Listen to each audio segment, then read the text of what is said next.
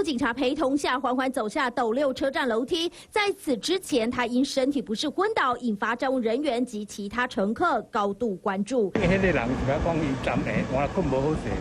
睡不好了，哎啦，车上通报是说怎样？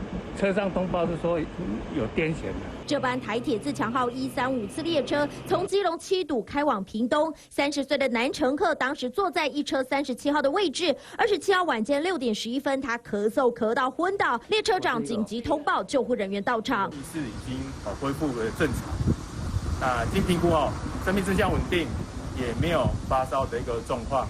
那询问是否要就医，患者表示他不需要就医。男子从新竹站上车，原本打算嘉义下车，昏倒后在云林斗六站下车，拒绝送医，最后自行搭区间车到嘉义。为慎重起见，台铁封锁他乘坐的第一节车厢，同步疏散旅客到其他车厢，直奔嘉义全面大消毒。